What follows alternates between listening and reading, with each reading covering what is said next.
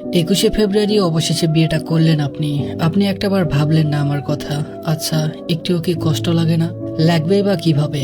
আপনি তো আমার সাথে মজা নিয়েছিলেন, জানেন অনেক খারাপ লাগে আমার। আমি জানতাম আপনাকে পাবো না, কিন্তু সেই ভালোবাসার মায়া চালে আটকে গেছি, তাই তো এত কষ্ট লাগছে। অথচ আপনি বিয়েটা করেই নিলেন। ভাবতেই পারিনি আপনার সাথে অন্য কাউকে দেখতে হবে। বিষয়টা ভাবতেই বুকের ভেতর বারবার কেঁপে উঠছিল। কিভাবে বাঁচবো জানি না, তবে হ্যাঁ, ধন্যবাদ আপনাকে এত সুন্দর অভিনয় করে আমাকে ঠকানোর জন্য। দোয়া করি সবসময় ভালো থাকবেন। তবে আপনার সাথে অন্য কাউকে দেখার শক্তি বা ইচ্ছা কোনোটাই আমার নেই। আমি মরতেও পারছি না। অপেক্ষায় থাকলাম আমার যেন কিছু একটা হয়। আমায় নিয়ে আর ভাববেন না, আমি একা বাঁচতে শিখে গেছি। পাঠিয়েছে সামিয়া জান্নাত নামের একজন। আসসালামু আলাইকুম, কেমন আছেন সবাই? আশা করি সবাই ভালো আছেন। তো আজকে আমরা ছোট্ট করে একটা ইমেল এপিসোড রেখেছি। তো আজকের ভিডিওতে আমরা শুধুমাত্র ছোট ছোট ইমেলগুলো আপনাদের পড়ে শোনাবো। আমাদের গল্পগুলো আপনাদের ভালো লাগলে অবশ্যই আমাদের কমেন্ট করে জানাবেন। আর নতুন নতুন গল্প পেতে অবশ্যই আমাদের ইউটিউব চ্যানেলটা সাবস্ক্রাইব করবেন অথবা ফেসবুক পেজটা ফলো দিয়ে রাখবেন।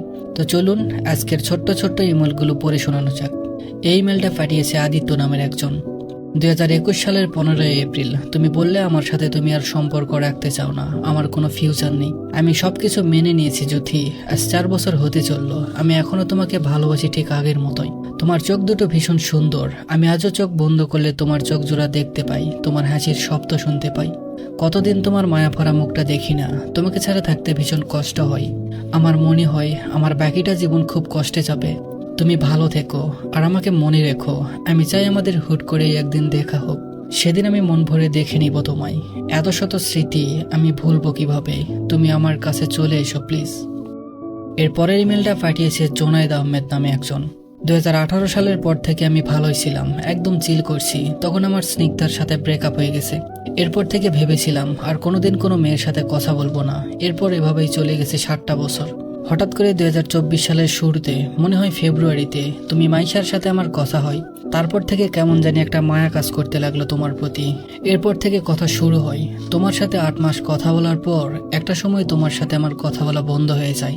আজ অনেকদিন হলো কথা হয় না, আর কোনোদিন হয়তো হবেও না।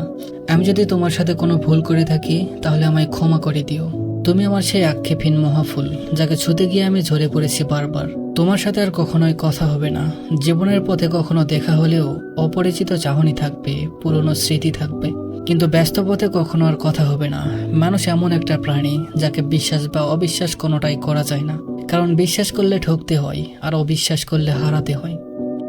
তো এর পরের ইমেলটা পাঠিয়েছেন নিহাল নামের একজন। আমারও এক অভিমানী ছিল, সে কি এক অভিমান করলো। আহা, সে যে ছেড়ে গেল আর ফিরে আসার প্রয়োজনও মনে করলো না। খুব জানতে ইচ্ছে করে কেন ছেড়ে গিয়েছিলে। তুমি ছেড়ে যাওয়ার কয়েকদিন পর রাতে বসে খাচ্ছিলাম। আম্মু সামনে বসে জিজ্ঞেস করলো, 2টা বছর যে তুই শুধু ভালোই বাসলি, ও কি আদৌ তোকে ভালোবেসেছিল? কসম আল্লাহর। কথাটা শোনার পর খাবার আটকে গিয়েছিল। খাবার গলা দিয়ে নামেনি আর। 2 চোখ দিয়ে অঝরে পানি পড়ছিল, বাট গলা দিয়ে কোনো আওয়াজ আসছিল না। যেখানেই যাও আর যার জন্যই যাও, ভালো থেকো সেখানে।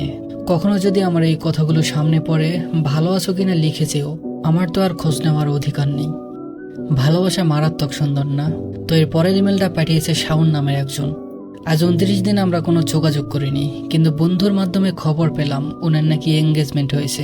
আমি একটু অবাক হলাম বটে, কিন্তু রাগ করিনি। কারণ কেনই বা আমার জন্য অপেক্ষা করবে আর কত? 8 মাস হলো প্রবাসে আসছি, ওনার জন্যই আসা। দুইজনের প্রেমটা পুরোপুরি 1 বছর 11 মাস 28 দিনের। আর 2 দিন পর 2 বছরে পা দিত আমাদের সম্পর্ক। কিন্তু সে আমার পাশে নেই আজ। আসলে ব্যর্থ হয়তো আমি। সে থাকতে চাইলেও আমি রাখতে পারিনি। পরিবারের দোষও দিতে চাই না, তবে পরিস্থিতি আমাকে বাধ্য করেছে ভালোবাসাকে উপেক্ষা করে দায়িত্বটাকে বেছে নিতে। এই সিদ্ধান্ত আজ না হয় কাল আমাকে ভাবাবে যে কেন এই সরল মেয়েটার হাত ছেড়ে দিলাম। ঘুমাতে পারি না ঠিক মতো। তাকে বলা বাজে কথাগুলো এখনো বুকে লাগে, তবে বুঝতে দেই না তাকে। খারাপ প্রমাণ করে দূরে সরে গেছি, এখন অনেক ঘৃণা করে আমাকে। কিন্তু আমার আফসোস নেই, এখন অন্তত তার কষ্ট হয় না। কারণ আমি রাগ করে কিছু বললে ওর শ্বাসকষ্ট হতো, আর এখন সে ঘৃণা করে ঘুমিয়ে যায়। এর পরবর্তী ইমেলটা পাঠিয়েছে গুলশান জোবাইদা নামের একজন। কতবার রিক্সা ভাড়া দিতে না পারাতে মাথা নিচু করে থাকতে, তখন চুপ করে তোমার পকেটে 500 টাকা দিতাম দেখে লজ্জা পেতে। দামি রেস্টুরেন্টে নিয়ে যেতে পারোনি, কিছু চাইতাম না দেখে রাগ করতে, লজ্জাও পেতে অনেক। সেই তোমার আজ অনেক টাকা হলো, সব পুরাতন জিনিস পরিবর্তন করলে, সাথে আমাকেও আর আমাদের 4 বছরের গল্পটাকেও। নামাজে তোমার অবস্থান পরিবর্তনের জন্য দোয়া করতাম, কিন্তু বুঝিনি এমন ভাবে পরিবর্তন হবে। তো পরবর্তী ইমেলটা করেছে তাইবা তাসনিম নামের একজন। এক কাপড়ে বেরিয়ে আসতে চেয়েছিলাম তোমার হাত ধরে, কিন্তু তুমি ফিরিয়ে দিলে আমায়।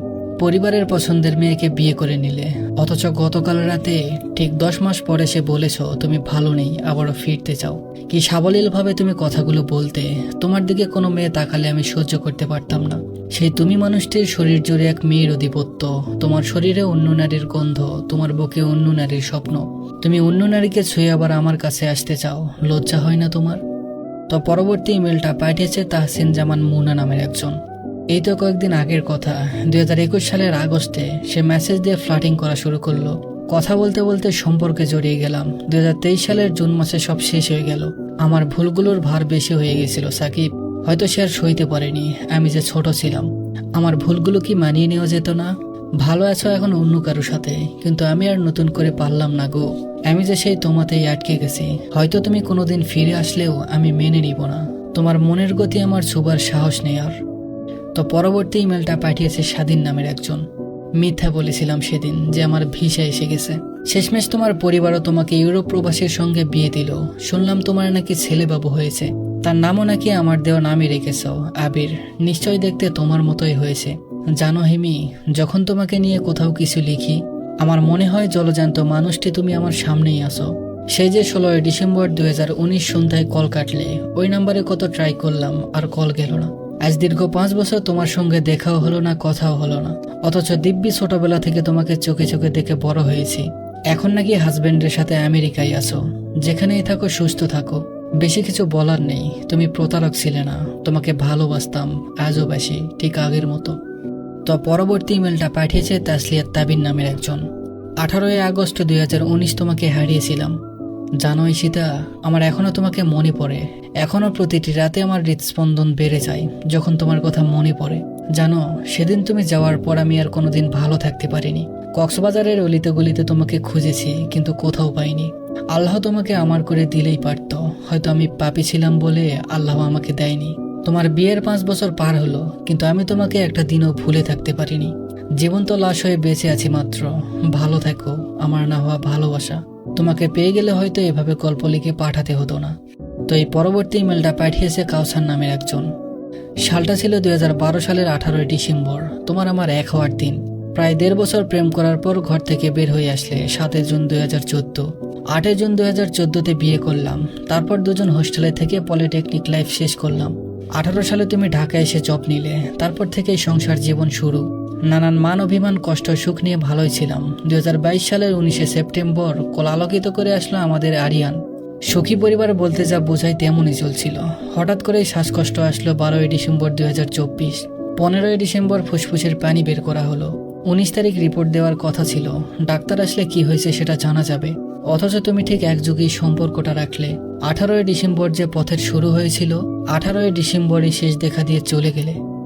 তো এর পরবর্তী ইমেলটা পাঠিয়েছে মোরসালিম নামের একজন। তার সাথে আমার প্রথম কথা হয় 27 নভেম্বর 2021। ভালোই চলছিল, অনেক ভালোবাসতাম তাকে। কতটা ভালোবাসতাম সেটা হয়তো লিখে বোঝাতে পারবো না। প্রায় 2 বছর সম্পর্ক ছিল আমাদের। হঠাৎ একদিন শুনতে পেলাম সে অন্য একজনের সাথে কথা বলে। এটা শোনার পর কলিজাটা যেন ফেটে যাচ্ছিল। প্রায় 1 মাস খাওয়া দাওয়া করতে পারিনি, ঘুমাতে পারিনি, শুধু কেঁদেছি। সে আমাকে এভাবে ফেলে চলে যাবে কোনোদিনও ভাবতে পারিনি। এখনো দোয়া করি সে যেখানেই থাকুক, ভালো থাকুক। আমি আমার মনকে সান্ত্বনা দিয়েছি এই বলে যে আমি তো তাকে ধোঁকা দেইনি। আমার জায়গাতে তো আমি ঠিকই ছিলাম। আমার ভালোবাসাতে তো বিন্দু পরিমাণ স্বার্থ ছিল না। তো এই শেষ ইমেলটা পাঠিয়েছে জ্যোতি নামের একজন। তার শেষ কথা ছিল পরিবার মেনে নিবে না। সম্পর্কে থাকাকালীন সে সবসময় আমাকে আশ্বাস দিত একদিন না একদিন সবাই মেনে নিবে। সেই মানুষটাই কিনা পরিবারের দোহাই দিয়ে চলে গেল আমাকে একা করে দিয়ে। আর তার ঠিক 4 মাস 26 দিন পরেই বিয়ে করে নিল অন্য কাউকে। খুব সুখেই আছে, থাকুক, আমার কোনো সমস্যা নেই। আমি আসলে একা বাঁচতে শিখে গেছি, কিন্তু অনুভূতিগুলো মরে গেছে। তবে মাঝে মধ্যে ভাবি সে কি আসলেই অপারক ছিল, নাকি পুরোটা সময় আমাকে বোকা বানিয়ে গেছে। তো এই ছিল আজকের আমাদের ছোট ছোট ইমেলগুলো। আশা করি ইমেলগুলো আপনাদের ভালো লেগেছে।